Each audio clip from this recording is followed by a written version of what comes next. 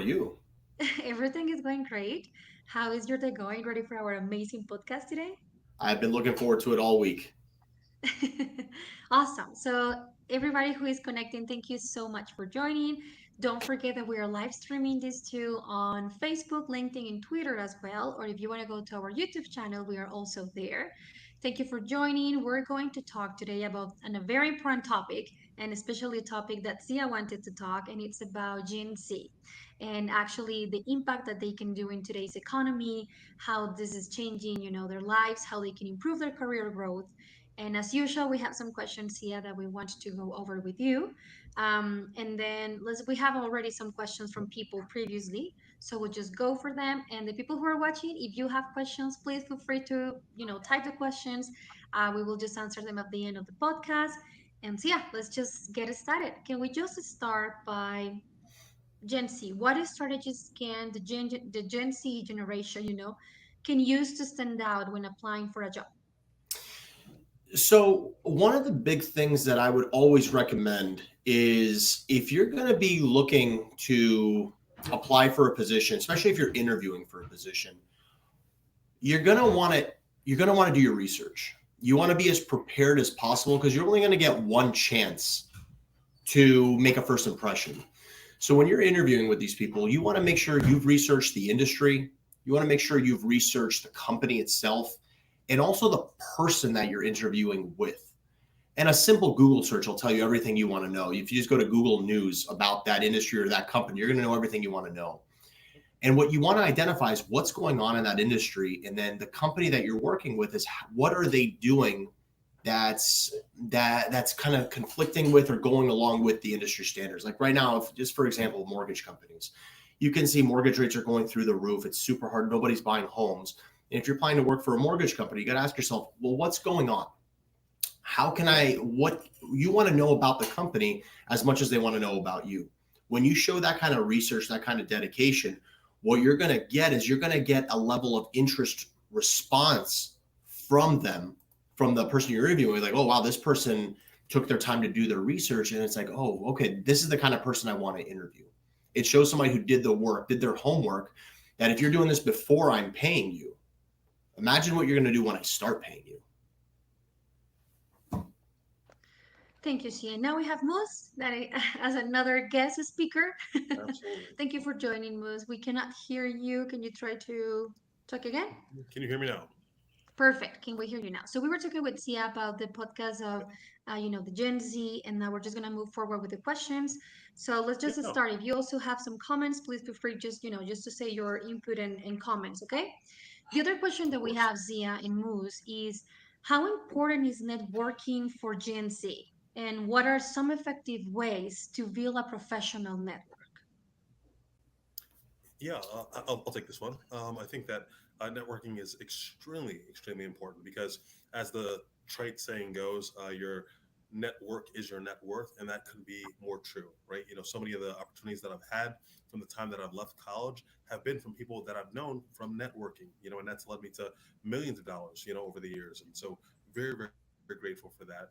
And places where they can find it is simple things like meetup.com. Why? Because they've taken the liberty of finding people, close by you that have similar values and similar interests, and then you're going to be able to be there, connect with them, and you could be one handshake away from the next huge deal that you do, or the next, job opportunity as well. Yeah, and to kind of build on that, as somebody who hires people for a living, one of the things that we look for are people that we want to be around. And when you tend to network, one thing we tell everybody is don't show up to a networking event and be a wallflower. When you go to a networking event, you want to interact, you want to social, you want to put on your game face, and you want to go out there and meet as many people, and you have that one chance to make an impression on somebody. Make sure you get their contact information. Make sure you follow up with them. Hey, it's a pleasure meeting you. I hope we can do something together in the future. Once they have your contact information and you left an impression on them, that makes a big difference. That's going to open up a door you may never have thought of. I tell everybody, make sure your picture is in your email signature. Make sure it's in your icon. That way, when you send them an email, they're like, I don't know who this is. When they're able to put a name to a face, especially in the world. I mean, we're just in the world of sales. when we look at it like that, it's valuable. It's incredibly valuable. So get out there, meet people, get off the internet, get off of video games, get off your couch, get out of your house and go meet people. You can meet people everywhere and anywhere. And that kind of goes to, I know we're going to eventually probably pivot to this a little bit too, but when we're talking about making an impression, the way you present yourself is the way people will see you. So if you wear a hoodie everywhere you go, nobody's going to see professional. Nobody's going to see, I want to hire this person. When you go out, you're dressed appropriately. You know, your facial hair is well kept as a man. As a woman, your hair is done properly. Your makeup's not over the top, but it's done right. You're dressed well. You're giving an impression of I'm hireable, I'm employable, I'm a benefit to your company.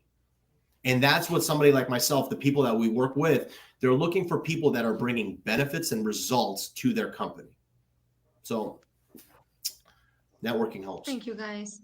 Now, let's move on with something that is very common for Gen Z and is social media, right? What role do you guys think social media play in the job search process for Gen Z? I'll go first. Sure. It's a neutral tool that can be used in a positive light or a negative light, right? In a positive light to reconfirm that, hey, this is the person that we're interviewing, and yes, you know, their life aligns with that, or that someone comes in and they speak properly, and then online they've got money phones to their ear and bandanas and guns, and like, you'd be surprised, but I've heard of a lot of employers that will go and search someone's social media and then not hire them because of it. And yes, it is your own personal life, but be cognizant of the image that you're portraying to the world, because at the end of the day, like Z had mentioned, if your hair is done and your facial hair is kept, things like that, they're thinking that you are someone that they want to represent their company out. I know that I represent CTI every time that I'm at networking events 3 or 4 times a week. And so in their regard, they want to make sure that the story all the way through is fluid. Yeah, we see more people not get the job because of their social media than get the job. What we tell, like, we understand, like, America's a free country. You can do whatever you want, but your freedom comes with a consequence. So just remember, whatever you post online, although you might think it's private, it's not. They can find that pretty quickly. Almost every employer that's willing to pay you a decent dollar is going to do their research on you. And the more controversial you're going to be online, the more extreme you're going to be online, the crazier things you put online, the less likely you are of getting a decent job. So I tell everybody, social media is a fun place, but don't let that prohibit you from being successful in the future. Right. That's a great statement. Yeah, that's true. So, and also, apart from social media, and this is something that a lot of Gen Z struggle with, and it's feedback. Sometimes it can be something difficult for young generations to understand that feedback and understand that this is not a bad way for them, to grow. It's all the contrary. So, how can Gen Z professionals seek and incorporate feedback to improve their performance? How can they improve that? Well, let me, if you don't mind, let me jump on that one. This is the kind of catch-22 that Gen Z runs into all the time. Is they want feedback, they want participation, they want all these things, but then they want to be remote. It is very, very difficult to grow and develop in the remote environment. One of the things that I've seen, a lot of the partners we work with, is they're not looking for remote employees, because what they're realizing is they're not growing the future of their company and their employees because they don't have the time and the interaction to develop these people. So if I'm starting over, if I'm 22 years old, fresh out of college, I'm trying to get a job, even I'm a year or two in, I would do 3 things. Number 1, I would try to be on site as often as possible. Number 2, I would look for a mentor. That can be your direct supervisor, or that could just be somebody else at the company that you value their opinion, you get along with, you share similar backgrounds. Excellent opportunities to find yourself a mentor. And number 3 is ask questions. Don't hide in the corner at your job, unless you look at it as a job. If you're looking at this as a career, you have to ask questions, be involved. You want everybody to know who you are in the right way. Like, hey, this person cares. They keep asking. They're always asking, how else can I help? If you look at it as a job, you will not develop. If you look at it as a career, you have a far better opportunity to get to where you're going. Moose, do you have comments on that? Honestly, Zia really thoroughly went through that. So on that one, I think I'd just be reiterating what he had mentioned. Great minds think alike. There we go. We actually, guys, have a question from Joanna, and I think this has to be with social media things. So we're just going to go ahead and answer it right now after following the other question. So Joanna is asking, which marketing metrics are the most important to track? And the follow-up question is, how should a company measure social media marketing success? I can tackle those pretty quick. So marketing metrics. So when we look at marketing metrics, what I care about the most would be number one is how much traffic are you driving to what we're trying to do? If we're trying to drive traffic to the website, to the social, if we're trying to sell things online, it's more about brand awareness. When I call and say I'm Zia from CTI, do they know who CTI is? Or they're like, huh, who, what? That's the metric. It's tough to measure that, but if the measure I'm trying to look at is that. Number two, how should a company measure social media's marketing success? How many leads did we get?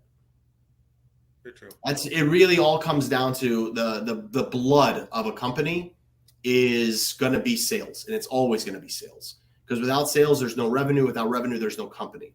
So when you look at real marketing success is how much sales can I contribute to marketing's efforts versus internal sales efforts. Perfect, guys. And thank you so much for answering that. And Joanna, I hope, Zia answered your questions. If you have more questions, don't worry. Feel free to ask them. Now, you were talking, Zia, about some of the common mistakes too that Gen Z tends to do, in terms of social media and etc. For example, remote work too. Can we talk a little bit more about how Gen Z should avoid, those common mistakes to ensure a long-term career success? Mm-hmm. Moose, why don't you take this one? Yeah, sure thing. In that regard, I think showing that you have skin in the game, right? It's not just about comfortability. Even for myself, we're all working 9 to 5, but then afterwards, I know that I'm also going out to these networking events myself, consistently throughout. It's not additional pay that you're getting for it, but again, it's showing that I'm willing to go the extra mile. And so, in a world where everyone's trying to do the bare minimum, you're easily going to stand out and be known by people. Like Z had mentioned, you want to be known for the right reasons, and if I'm to be known for something, you have to be intentional about what you want to be known for. And I want to be known for going the extra mile and not being afraid to, again, put the extra effort in, for the company in whatever way it needs to be able to bring new business in. Yeah. Perfect, guys.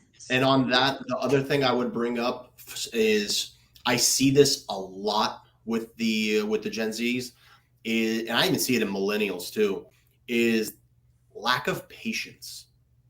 I see a lot of them, they're there for 2 months and they're like, all right, so where's my promotion?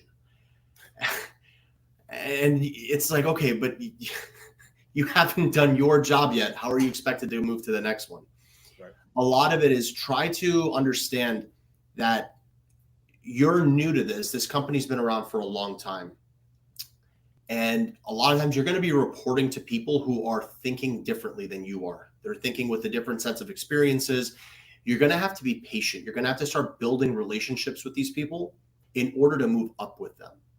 They need to trust you before they promote you. Like I know right now, there's no way I would move anybody up in the company if I don't trust their work and them as a person.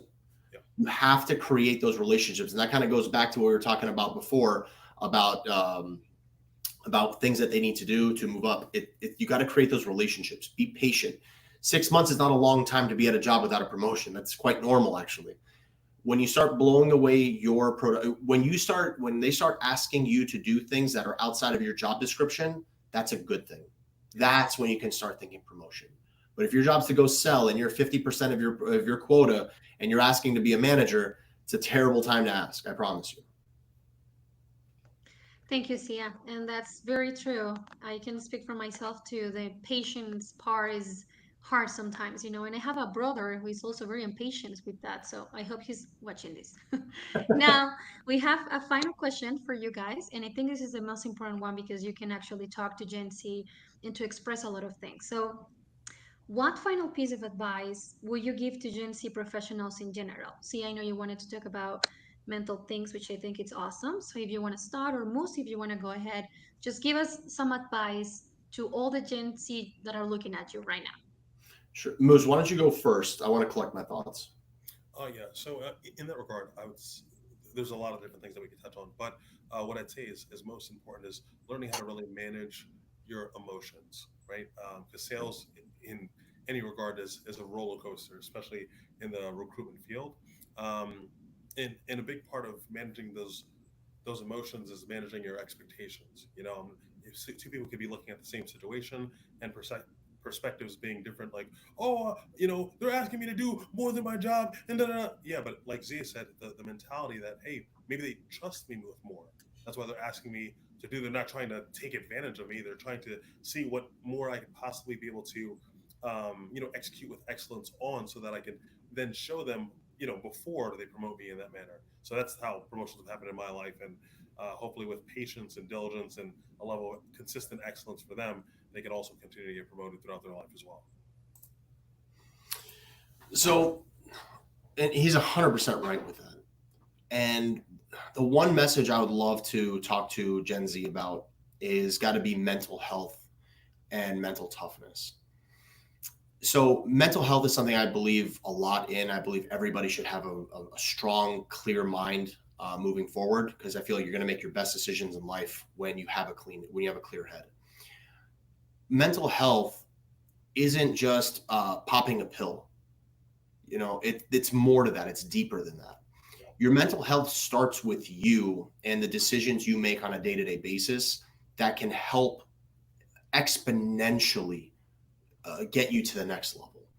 So for starters, a couple of things and I'm not a doctor by any stretch, I'm just a man with a little bit of experience. There are 3 things that I highly recommend to not just Gen Z, I'd say everybody, that it can help them work on their mental health. Number 1 is eat right. You're going to have a lot of problems in your life if you're eating fast food every day, if you're eating chips every day. Focus on your health. Eat right. It's so critical how much different your body functions when the right calories are in your body. Number 2, exercise. I'm not telling you to go take steroids and be at the gym every day. I'm telling you, go for a walk. If you don't work, just go for a 30-minute walk. Try to get to the gym. Try to do some sort of physical activity where your heart is pumping a minimum of 30 minutes a day. You will see dramatic difference in your attitude, sure, in your skin, just everything about you. Your aura will change. And then number 3, you got your eating right. You've got your fitness. Last is look at the space around you. Are you in a positive work environment? And what can you do to fix that? I watched this, I think it was Harvard, but it was this graduation commencement speech, and it was given by an admiral, or I apologize, I forgot his name. And he said, every day start with cleaning your bed, make your bed. When the area around you is organized, it's clean, it's picked up, you're going to be more productive. Don't look at that as just your room. It starts with your bedroom, it starts with your closet, it starts with the stuff on your floor. Then it moves on to what are you wearing? Are you wearing something representable, or are you not wearing something? Statistics have shown just in grade schools, kids in uniforms perform better than kids not in uniforms. It's incredible. Just that little change of what you wear can help your productivity. And then also take a look at the people around you. They say you are the average of your 5 closest friends. So think about, well, if I'm the average of I need to start making better friends. I need to surround myself with people that are going to bring me up, not pull me down. These are all things, and it sounds crazy, we're talking about mental health, but if I surround myself with a bunch of Debbie Downers, I'm probably going to be depressed all the time. Right. Now on the other side, if I surround myself with 5 mooses, guess what's going to happen? It's going to be like I'm on antidepressants just hanging around with you. There we go. So it's all, and that leads me into that's mental health. And I get it. There's a lot more involved with it. These are things you can control. And then it leads me to the final thought on this, which is mental toughness. Bad things happen to great people. Happens all the time. It happens every day. It's our response to those things that make us who we are. You can always blame somebody else for something bad that happened to you. You can always be victim. But it takes a mentally tough person to overcome that and be better and learn something from it, as tough as it may be. And I'm not saying this is easy. That's what toughness is. If tough was easy, it wouldn't be tough. Look at every bad situation as an opportunity to grow yourself, and you will see dramatic improvement in where you are in life. That's my thoughts on that. And as usual, Sia, you touch a lot of hurts and you always have the right words to say. Joanna just says, as someone who struggles a lot with anxiety, I cannot stress enough what you have mentioned. It truly starts with a lifestyle change. It begins with you. And you are totally right, Joanna. It starts with you. And as Sia mentioned, you're totally right. Thank you so much for your advice, guys. I think it's very important from younger generations, Gen Z and the coming ones to hear that and to understand that. So we have actually three questions from Gen Z people. So I'm just going to read them to you and then we're just going to go with them. So Mandy says, hey, I'm just about to graduate from college. What can I Mhm. do to prepare myself for the job market and make myself an attractive candidate without zero experience? I think some really basic things because me and Zia had also been with the Great Fort Lauderdale Lions, where they had several senior high school students coming in, and they had 2 minutes to spend with us as me and Zia went through questions before we sent them off to the next thing. And one thing is, as simple as it sounds, be able to have eye contact with someone and be able to shake their hand. Even in that alone, you either have the job or you don't, or someone's going to disqualify you right off of that. As simple as that is. Having a good, strong resume, you're still able to put in things that I'm detail oriented, or this, or I was part of this club as well, and just be able to, introduce yourself properly. Hi, my name is so and so, and this is what I'm, doing. Or again, the research on whatever company that you're also going to be looking to be a part of as well is going to be huge, so that you can speak to the values that the company has and how you align with that, and that's why they would bring you on. And I think Perfect. mine kind of goes back to the beginning when we talked about, doing your research and being an attractive candidate. What are you doing to be an attractive candidate? Are you doing your research on the client? Are you doing those things? You'll be just fine.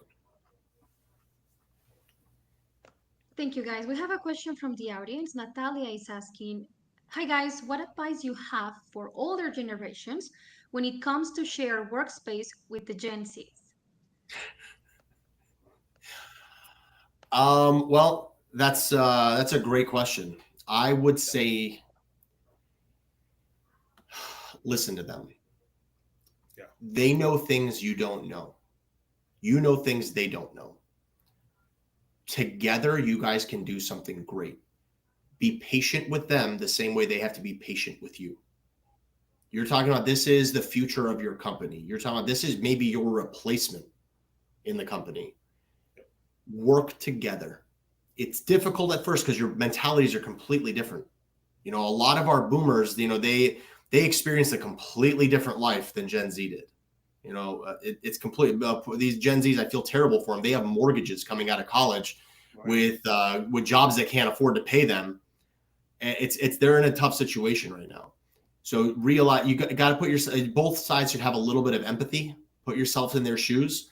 A lot of the older people in the workforce are not very tech savvy, and then you've got these Gen Zs who come in who are not very socially savvy. So one doesn't know how to talk, the other one doesn't know how to use the internet. And if you work together, you will create a fantastic team. For sure. So Natalia, be patient. You can do it. And just be very open-minded and positive. You can control your attitude. You can't control anything else. You're She welcome. says, thank you. Yeah.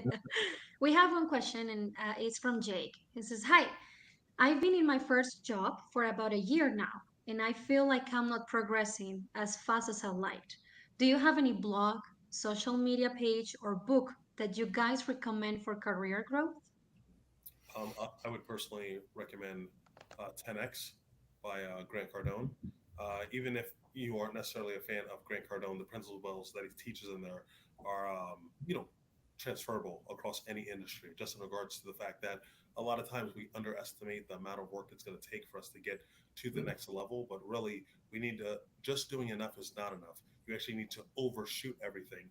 Therefore, you even if you fall back, you're falling back on where the actual target was. So really doing 10 times the amount of work that is quote unquote required of you. And that's how you are able to progress. On top of making sure that there's clear guidelines. Any company that I've gone into, I said, hey, listen, if I hit this many deals, then that's when I get the next promotion, right? But if you don't and you're unclear about it and they're unclear about it, then no one knows when you're supposed to be promoted. And that's when you just kind of end up being in limbo land and frustrated, kind of like you are right now. Well, he's not wrong. I would say maybe to connect with the Gen Zs a little easier, find business podcasts. Find podcasts associated to the industry that you're in or the industry you want to be in. I know I listen to a ton of business podcasts. I follow PBD like religiously. I think he's one of the best business minds that we have. He's actually in Fort Lauderdale too, which is fantastic. I listen to a lot of the things that he says. It's all emotionless and strategic and logical, and it'll help you understand. It'll just help you understand business a little bit better. It'll help you understand what you need to do. If you're not getting what you want within a year, that's not unnormal. You have to ask yourself, what am I doing wrong? Have a very candid conversation with your boss and say, hey, I'm not as successful as I thought I would be. What do I need to do differently? And a lot of time it's going to be more. You just got to do more. Thank you, Sia. I was going to say podcast too. I listen to a lot of marketing podcasts and Mhm. I think it's great. It's just 1 hour in the treadmill at the gym, doing my stairs, listening to marketing podcasts. It's amazing. So I was going to say podcast. And also I was going to say that for all the people who have TikTok, you have to select good your accounts. Just go ahead and try the real good influencers on TikTok, on Instagram, people that are going to teach you something, people that are definitely helping you to grow instead of a lot of distractions that we see out there. And talking about distractions, we have the last question from Priya, and she says, hi, guys, this is Priya. I find it challenging to stay focused and often struggle with procrastination due to so many distractions. Yeah. What strategies can you recommend for Gen Z professionals like me to Mhm. maintain productivity and overcome these challenges? I'll take care of this one right after I'm done procrastinating. But yeah, as an ex-professional procrastinator, me and the incredible Zia have come up with plans to make sure that our days are massively productive because they can be very reactive, but if you don't want to go throughout your whole day reacting to things, you want to be the steer of that ship. And so that comes down to blocking your days, right? So just laying out your day. Hey, I'm going to work from 9 to 5. From 9 to 10:30, I'm going to do this. I'm going to make calls from this other time and be religious about it. Because if you start letting things bleed into the next hour, the whole day kind of crumbles under that. So really blocking those parts of the days out, and then also again, don't be a victim of mass distraction. Take your phone, put it away. Right, turn notifications off. I turn all my Instagram ones off, all my Facebook ones off, because the scary thing is that they said scientifically, when you get distracted, even for a moment like that, to go check your phone, it takes about 27 minutes to get back in the groove of things. So literally, two distractions, you just burned an hour of unproductivity in that regard. So keep that in mind. And I would, to tell you you're not going to be distracted in the day would be me lying to you. What I would tell you is build the time into your day for distraction. So a lot of times what I would tell you is if you've got a block for an hour, block it for 50 minutes. And that last 10 minutes, and I hate saying this out loud, but make it your Instagram time, make it your Bumble time, make it whatever time you need it to be. Tinder, whatever you want it to be. But build that time in so you don't feel like you're missing out on it. Yeah. Like for me, like I build time in the day to go to the gym. And I need to do that for my mental health. I need to do it for my mental clarity because I come back fully recharged for the second half of the day. So you want to make sure you build that time in. That way you don't feel like you're procrastinating because it's, oh, I'm supposed to be doing this right now. Thank you so much, guys. And Jason, in the audience, suggested the following books to consider for all Gen Zs: Make Your Bed, Eat that frog, a Petrus promise. Thank you so much, Jason, for your comments and everybody who joined today. What an amazing podcast. Thank you, most, for joining. Thank you, Sia, as always, for giving us your amazing advice. Stay tuned. We have more podcasts coming soon, every 2 weeks on Wednesdays. And the next podcast, we're going to try to bring some clients to talk about some industries in general. So stay focused, stay tuned. Don't forget to follow us on Facebook, Twitter, LinkedIn, Instagram, YouTube. We are everywhere, and we are just here to help you to growth. Gen Zs, boomers, whatever generation you are, CTI Staffing is here to help you. Thank you, Moose. Thank you, Sian. Thank you guys for joining. Have a wonderful rest of your day. Pleasure. Thanks for having us. Wisdom Bye bye. Wednesdays.